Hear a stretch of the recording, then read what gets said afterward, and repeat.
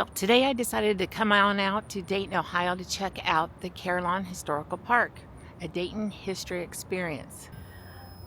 Hello! Today I'm here at Carillon Park, Dayton, Ohio. I usually come here with my grandchildren, and we've been here several times, but I've never been able to thoroughly read all the history and all the plaques and get into all the nitty-gritty. So I thought I would come out here today and take you guys with me. Come on. We'll be coming to eat here later. It's pretty slammed in there right now. Look at that pretty fountain. But I found a plaque. Carillon Park owes its existence to the generosity of Colonel and Mrs. Edward A. Deeds. The Carillon, built of granite, steel, and limestone, reaches skyward for an impressive 151 feet. The gift of Miss Deeds, it was dedicated on August 23, 1942. Following completion of the Carillon, Colonel Deeds provided for the creation of a park museum containing exhibits relating to Dayton and the development of the transportation. The 65-acre park is administered by Educational and Musical Arts Incorporated and subsidiary the Dayton Foundation. I've come here several times with my grandchildren, and I thought today I would come stop by so I could actually read a little bit of the history. That seems kind of boring to my grandkids at this point in time. But let's go in and check it out and see what Carillon Park has to offer. I believe they have one of Wilbur and Orville Wright's original airplanes here, and this I didn't know.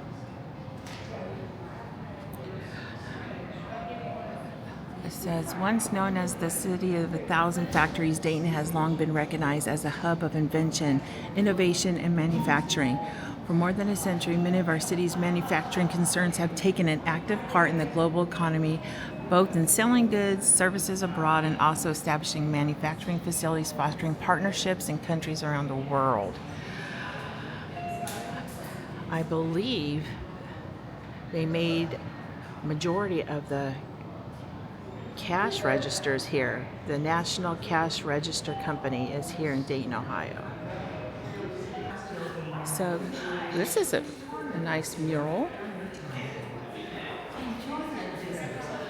You know, I'll be honest with you, I know of 2 Carillon bells in Ohio, but I don't know when they were created or how they were made or anything else about them. But this park is named after them. I believe this lady over here might tell us. Oh my God, when I first walked up to her, she freaking blinked and then she went to sleep. That freaked me out so bad. Let's see. Welcome to Carillon Park. Why did they build Deeds in Carillon? I want to know more about what it is.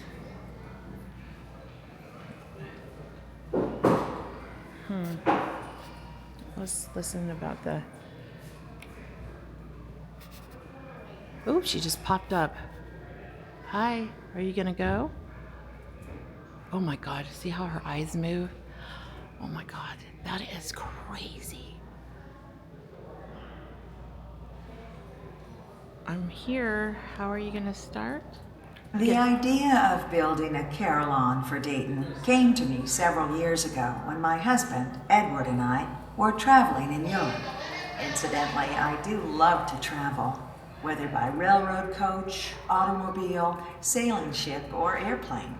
Let's talk about how she holds her clutch. It may surprise you to learn that I was the first woman to fly from Dayton to Columbus. We made that trip in my husband's Ford tri-motor airplane, which I christened Kingbird. I was that aircraft's first passenger. Well, at any rate, while we were in Bruges, Belgium a few years ago, I was particularly moved by the beautiful bell music I heard on a carillon there. I decided soon thereafter that Dayton should have a carillon tower. It is my hope that the music of Deeds Carillon and the new educational exhibits of Carillon Park will enrich the lives of Daytonians as well as visitors to the great city of Dayton from all corners of the globe. Enjoy your visit. Will do. Edith Walton Deeds. Oh yeah, here's the construction. The Deeds Carillon Tower, constructed between 1940 and 1942, consists of 4 steel shafts faced with Indiana limestone mounted to the granite base. Oh, we'll have to go over there and check it out. My. But she blinks and everything is really creepy. Now she won't blink. She's giving a dead stare. If she looks over here at me, I'm going to scream. I may just put it on the Orville press to do it so I could show people how press works. Oh, look at all the registers. Printed the reverse side.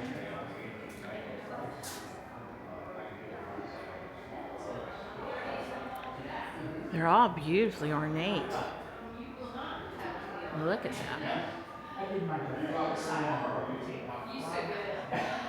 Oh, these are really lovely. I have no idea what those little switches are on this guy right here. What the heck is this one? Number 26. Let's see. Number 26. Model 95E ticket register. This machine was made by NCR Germany in 1915 and it was sent to NCR Dayton in 1919 following World War I. It is electrically operated and allows the cashier to easily see how many tickets are left. It also features a new finish NCR was working on that they called black crystalline finish. Must be the wood.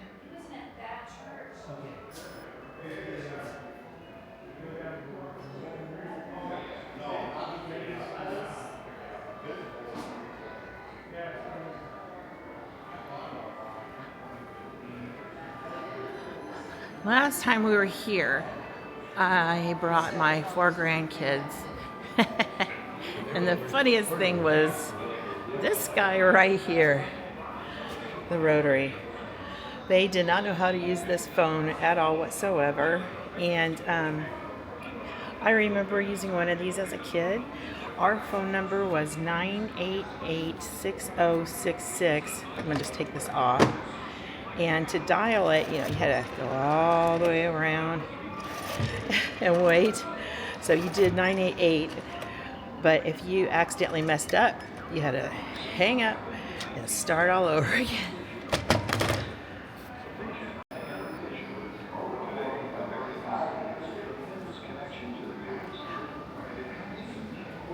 Build for Tomorrow Theater. It's a little presentation about the men and the gentlemen and the history. There's the Wright Brothers right here. And it kind of goes over a little bit about the history of Dayton, but it's kind of dark in here right now. So I guess we'll come back. Well,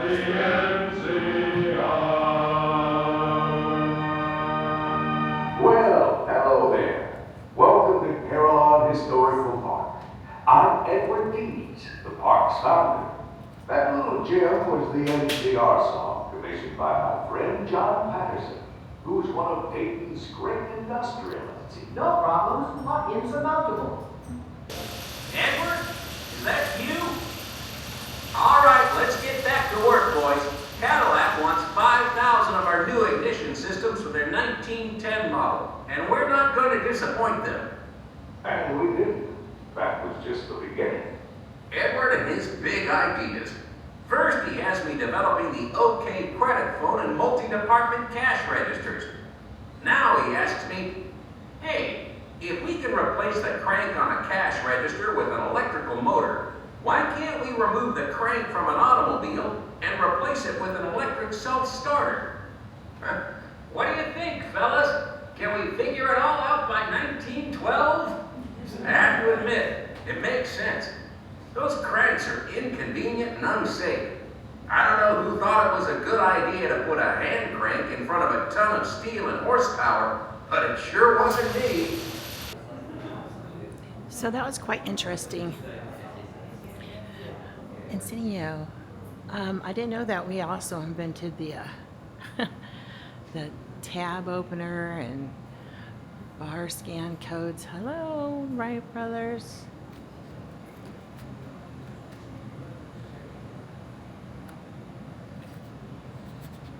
Well, that was quite interesting. I learned a lot about Dayton there.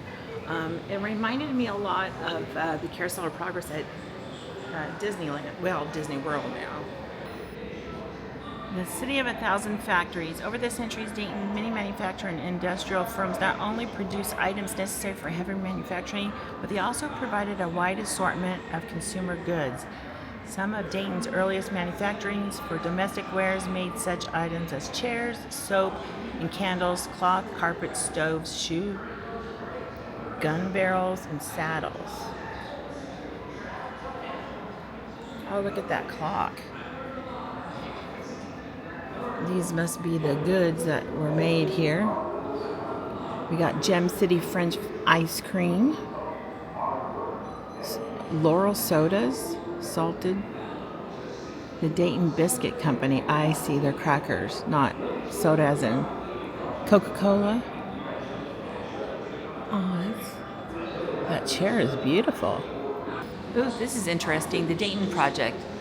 The Mound Laboratory has its origins in the Manhattan Project, the United States' top secret World War II effort to build an atomic bomb. In 1943, Dr. Charles A. Thomas, head of the Monsanto Chemicals Company Central Research Division in Dayton, Ohio, attended a secret meeting in Washington, D.C. Here, plans regarding the ongoing development of atomic bombs were discussed, and Thomas was asked to become co-director of the project along with Dr. Robert Oppenheimer at Los Alamos, New Mexico. As Thomas was reluctant to leave Dayton, he and his Monsanto lab were placed in charge of processing the I don't know if I'm pronouncing this right, polonium-210, a radioactive element that was needed for the ignition of the atomic bomb. Holy smokes. I didn't know Dayton was a part of that. Monsanto Laboratory. Okay, before we go and continue on the museum, I think I'm going to go to see if I could get some late lunch here at the Culp's Cafe. Hopefully the crowd has died down. The patio is lovely. The water fountain is out there. But I'm right by the kitchen, but that's all right. So I made it into Culp's Cafe. And I think I'm going to go with the salmon burger. But look how kind of cute it is in here. It's got a little train you can dine in. The light fixtures are, of course, adorable. So this is my salmon burger. I already started eating my fries. When I opened up my ketchup, I made a little bit of a pig mess. And a cold brew. It's aesthetically charming around here. I love the dark wood and the black. Very aesthetically pleasing. A lot of cute character.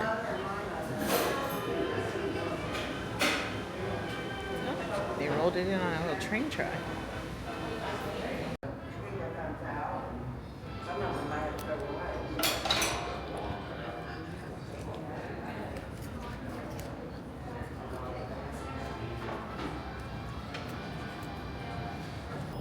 I think we're going to make our way down to see the Wright Brothers.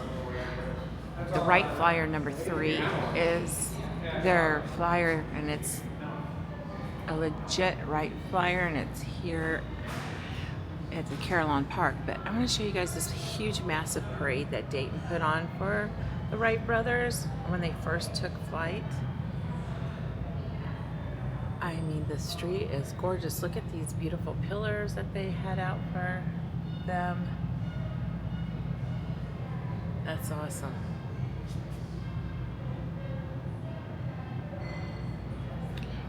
And they had statues. This is just a replica. As you can see on the pillars. So on each of these pillars, too good. They had, that's how massive those pillars were. They had this lady who's holding up their plane on each of those pillars. They have a carousel too, so we'll go and hit that up. First, I want to go see the Wright Brothers. I'm ready for a car show tomorrow. I am kind of bummed out that a lot of these old homes and stuff are closed. It's kind of a bummer. This one has been built in 2 phases between 1796 and 1799 at Main Street and Water Street. Yeah, an old tavern. Well, it looks like the William Morris House is open, built in 1835.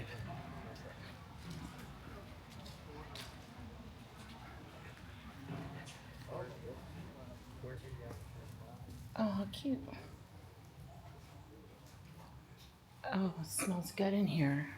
I believe they typically on the weekends usually make like little biscuits.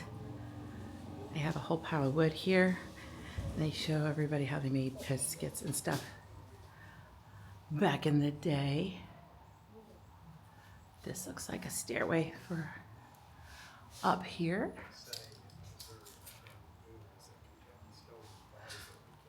And they also do the wax candle dipping here. A little teeny bitty bed. I'm gonna head out to their garden. Wow, look at those flowers. Jeez. Cornstalk. Oh my gosh, I saw the coolest Halloween decoration a couple of weeks ago. The whole front yard was thick, full of, oh yeah, bird just hanging up there. They had their whole front yard had cornstalk all over it, and in the middle of it they had a scarecrow, the Jeepers Creepers scarecrow. I thought that was the coolest freaking Halloween decoration. This is their kitchen. Okay. That's big. Oh, way back in there's actually where they made the bread. Look at that size of that door. I don't even think I could fit going through it sideways. I'll be real. Here's the candles that they make. Wow. Yeah, this little dish is cute. The park is quite massive. Here's the back of it. Back at the tavern.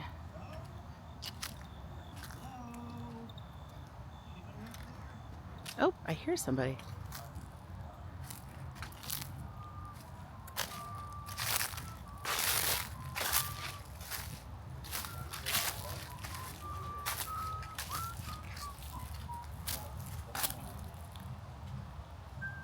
Can you guys hear that?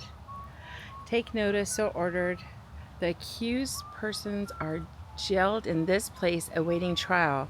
It is forbidden to offer aid of any kind. Someone tell Sheriff Newcomb, start down here. Oh, Can't see a thing. That's- Hello? that's a clever little addition.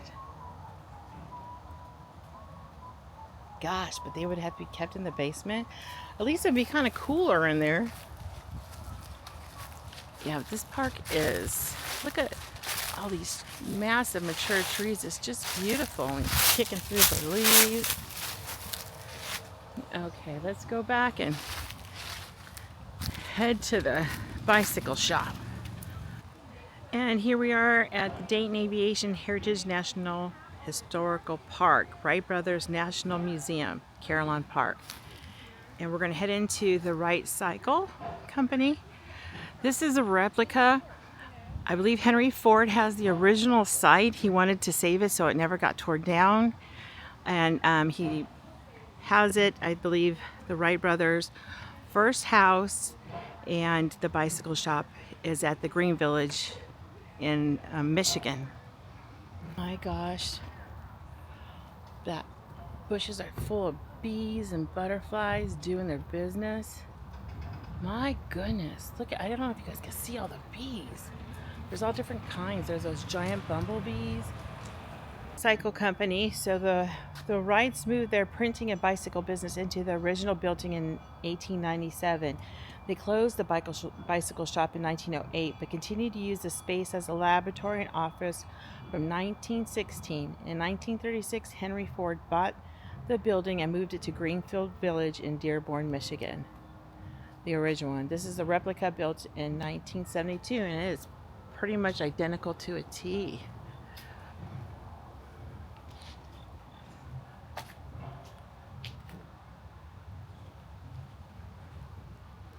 They have a tour, about 20 going on in there. Hello, there I am. The Wright brothers' first experience with flight occurred in 1878 when their father gave them a small rubber band powered toy helicopter designed by French aviation pioneer, I can't even pronounce that name, Alphonse Pinard. Intrigued by the little flying machine, they made several copies of it in varying sizes. Orville made this sketch of the toy in 1929. Jeez. The world's first flight flown by Orville in December 17th, 1903. Please. Authentic bike? Yes, that's one of the only 5 remaining Wright Brothers bicycles. My word. We have 2 here at the park, and then there's one at the Smithsonian, one at the Henry Ford at Greenfield, Dearborn, and then one at the Air Force Museum. Oh, where's it at in Greenfield? Is it inside their bike shop? Yes. Okay. Yeah. But I've seen some of the other bikes. This by far is the most pristine. Orville donated this to the park. Oh wow. When at the same time that the park was being opened, and obviously he donated the airplane too. Yeah. But he donated, and I mean, he just lived around the corner, so. yeah, that's right. And he was good friends with Colonel Deeds. Oh, gosh. They were good friends, Colonel Deeds, head of the NCR, so. Well, you guys are taking mighty fine care of it for sure. In this room, the Wright brothers built and repaired bicycles. The skills they developed in working with wood and metal later served them well in the construction of airplanes. Oh, there's one of the brothers now. Oh no, that's Charlie Taylor. When the Wrights turned their attention to aviation, they needed help to keep their bicycle business running. They soon found the perfect candidate, a skilled machinist named Charlie Taylor. Using the same tools available for him for the bicycle construction, Charlie helped the Wrights build the engine for the world's first successful airplane. Wow. Here's how he met them. I first met the boys through my brother-in-law, Charles Weber. Henrietta and I were living in Nebraska when we first married. We were having a tough time settling down out there. Charles said there was work to be had in Dayton, so we moved here and I took a job at Stoddard Manufacturing. Charles owns this building and the Wrights rent from him. So it was just a short time after I got to town that I met them. They're nice fellows. They're just okay. Strolling home after work on a hot Saturday night, I stopped by this very shop to say hello. One of the brothers asked me how I would like to go to work for them. They offered me $18 a week. It's like a group of 25 people in the room next to me, so I think we're going to hang out here with Mr. Charlie for a while. Hey, Charlie. This is the camera that took the famous first flight photo. It was donated by Orville himself to the museum. Last time I was here, it was just out in the open, and they finally encased this as well.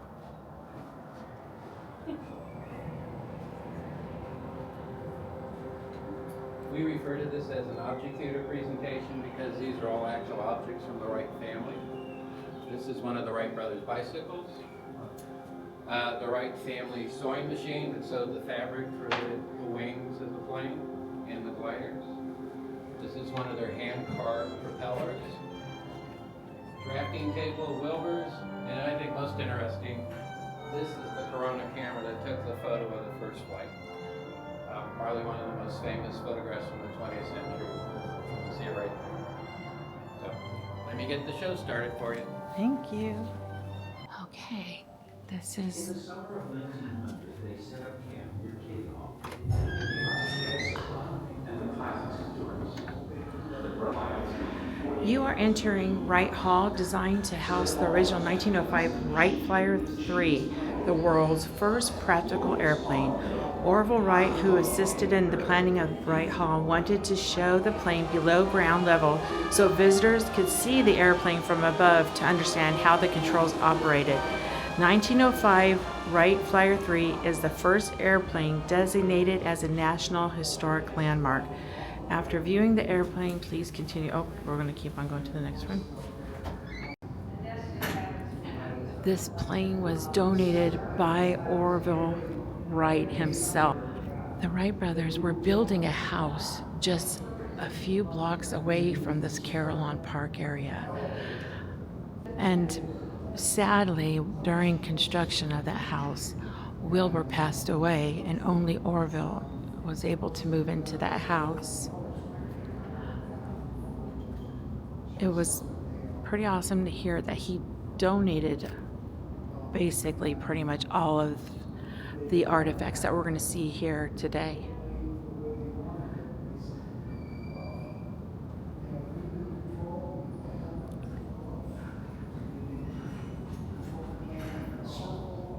Both directions. You can do a figure eight if you want to. You can fly as low as you want. You can fly. Off the prairie for over 39 minutes in the airplane. The flight was longer than all 109 of their flights combined in 1903 and 1904. It was a stunning aviation breakthrough. From Huffman Prairie to the world. This is the patent to secure. The brothers wrote a check to Harry A. Tolman for his work to secure their sweeping patent on the 1903 Wright Flyer. Here's their check, and here is the patent. It says race for a patent began in 1903 with a rejected patent application in 1902 of the glider. Finally receiving their patent in 1906, the Wrights continued to face challenges. Even the Smithsonian Institute didn't acknowledge their claims until 1942. That's amazing. Yeah. There's some more about the Goddess of Victory. They had 8 of these pillars for their Victory homecoming. Massive. They're garnished with greens.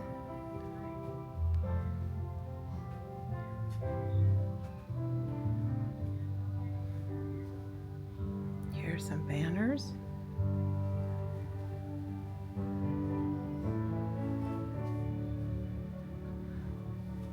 Their hometown and the entire world were so proud of them. This is Orville and Amelia Earhart at the 3rd Aeronautic Meeting of the American Society of Mechanical Engineers in 1929. Orville's niece had kept this, his tuxedo and top hat, and donated it to the museum.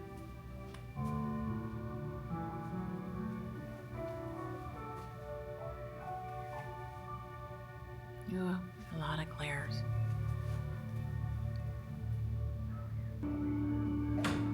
Orville moves to Hawthorne without Wilbur, 1912. Wilbur passed away during construction of the Hawthorne house in 1912.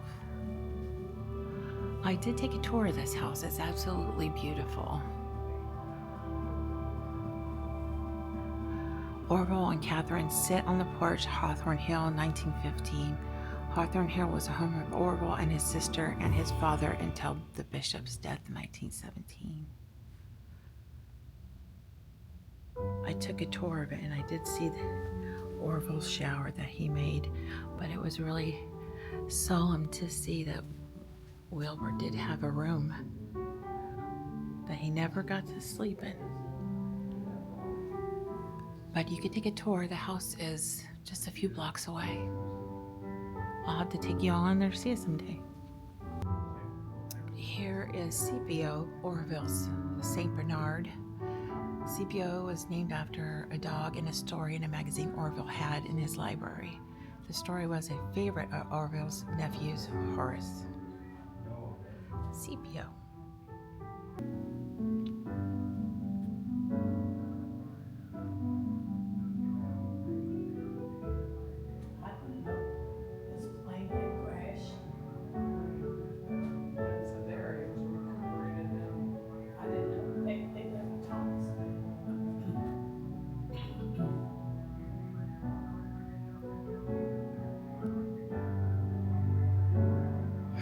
They all got planes. That's cute. There's Orville.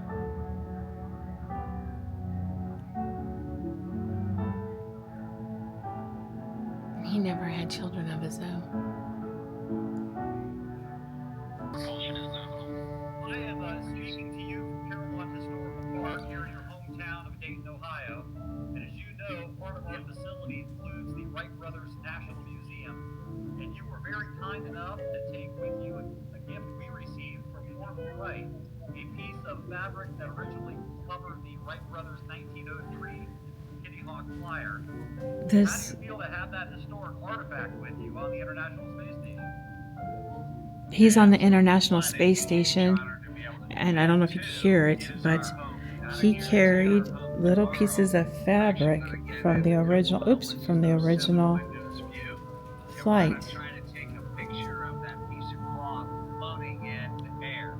So stay tuned. I'm going to bring the cloth back from This is awesome. From Kitty Hawk to the moon and beyond. In 1903, the Wright brothers probably never imagined that their invention would lead humans to the exploration of space. Nearly 66 years later, when Neil Armstrong and Buzz Aldrin landed on the moon, they brought with them a piece of muslin and wood from the 1903 Wright Flyer to honor the Wright brothers' achievement. Since then, their legacy has continued to be honored with a 1903 Wright Flyer's muslin provided by the Carillon Historical Park being taken on other milestone mission space.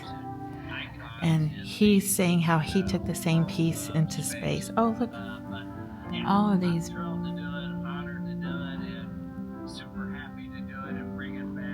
And here are some more. That's awesome. You know, it's pretty incredible what those two brothers did. The dedication, the determination, and what all the world has achieved because of these two gentlemen.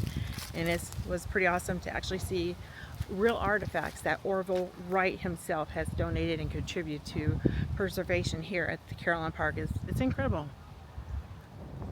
It's really quiet around here now though. Look, there's like nobody around.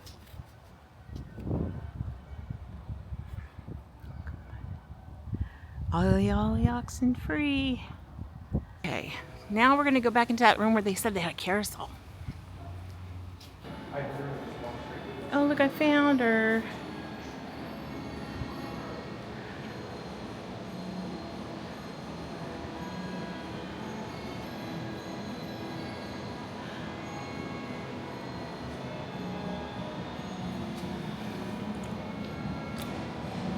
Oh.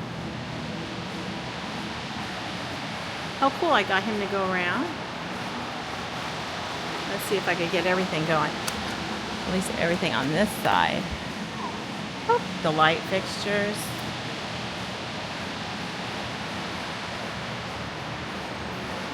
Oh my gosh, look at that, they got more cash registers.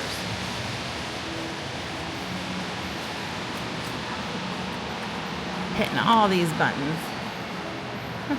How fun.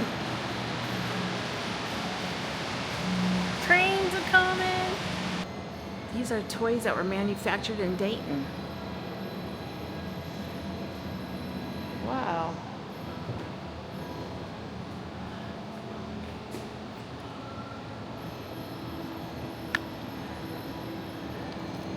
A wonder picture puzzle. Jigsaw type, 300 piece or more. What is this? Do you make them move? I wonder. The little whirlpool game where you flick it and it spins around. Larger one. Wow, the American Model Builder. The world's greatest mechanical wonder. That'd be a cool thing to have. That is really cool right here. That is so cool. Dorothy and Richard Cummings Dayton Toy Collection. This extensive collection of locally made toys represents more than 4 decades of manufacturing during the time in which Dayton was the toy capital of America. The first patent for wheeled friction toy was issued in 1897. Daytonians Donald and Edith Boyer, and thus the industry was created. Oh, look at that. It's like a little circus.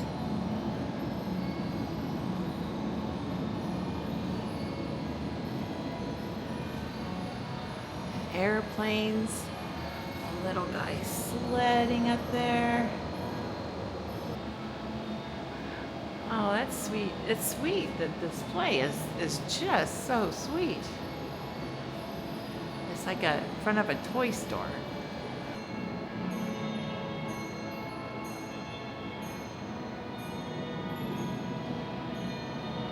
Well, of course, I'm not carrying any cash on me, so I can't ride Scipio, Orville's dog.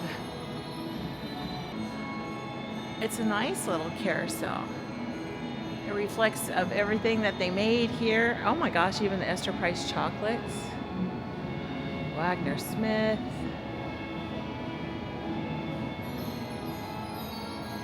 This is pretty clever that they use the cash register for the double-seater there. Very clever. Puffy bikes. And of course airplanes. The dad got on the dog Scipio. I'm jealous, but I'm excited that he picked that one. It started without me. I don't know why I don't carry cash on me. I really gotta start doing that on these things. Well, I think I'm gonna call it a day here. There's a lot more to see. They have a lot more old shops and homes and restaurants, and then they have a whole history section of the floods and trains. But I think I'm gonna head out to the gift shop, and you know, I actually kind of want to get some ice cream if they have ice cream. Oh, wow.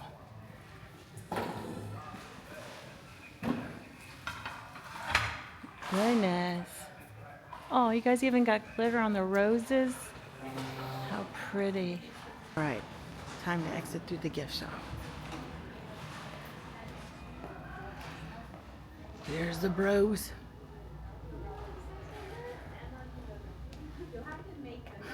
They got little stuffy Ohio States. That's funny.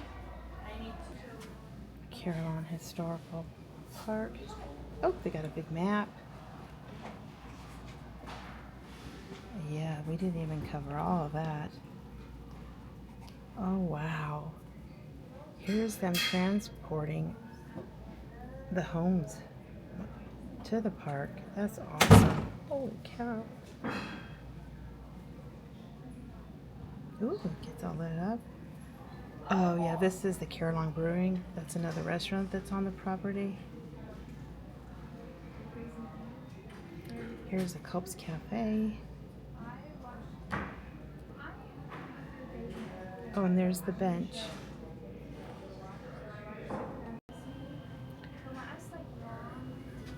They got some Carillon Park mugs. $12. Little cash register Christmas ornaments. That is really kind of cute. $25. Are these like paperweights? Oh yeah, that's got some solid. It's a bell. I don't know how on earth could be a bell. It weighs a ton. I gotta push it. Cha-ching. Wow, they got 450 deluxe log piece building set. Oh my god, that did scare me. I won't lie. Shooters, 2 game boards, 4 marbles. Huh. You gotta shoot it? Oh, it's kind of like a cornhole. How funny. Huh. Actually, I think I'm gonna get this for the kids. And the back side of the shirt says invent yourself. Be first. I like this. How much is it?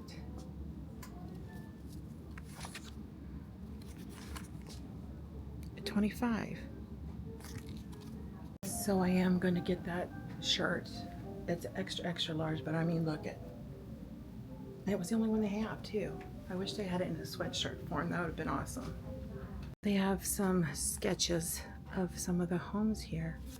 I love sketches, anything hand sketched out, especially antique-y looking ones. They have porcelain night lights. That is sweet. They're like little teapots and teacups. That's so sweet. Porcelain night lights. Each rotates in 2 different directions. That's really sweet. Like I said, I don't carry any cash on me. I gotta start doing that because these are fun. Well, it was great to go and hit up and see the Wright Plane Glider 3. That was interesting, but I definitely do want to head back up to Michigan, maybe up in the spring. For now, I'm gonna skip on out of here. There's the Carillon bells. They're not going off now, unfortunately. All right, that was our little check-in at the Carillon Park. We got to go in and see the Wright Wing Fighter III, authentic. Oh, it's starting to rain. We didn't get to go on the train, but we did get to see some authentic artifacts, which was pretty awesome to me. Mostly the camera that took the most famous photograph in history, around the world history. We didn't get to hear the Carillon bells play anything interesting. I'm gonna have to cut this out. But I did get to pick up the shirt. It's the last one of the Wright Brothers hats. Apparently they're not going to be reordering any more of that, but it was one of their hottest sell items, so I'm glad I got it. I mean, the quote on it was pretty impressive. So now I'm gonna drive on home. Oh, it's starting to rain, so we're leaving in the nick of time actually. And I hope you guys had a good time watching. I'm new to this, so saying things like that is odd to me, but I really do hope you liked it, and I hope you make it a goody day now. Where to next?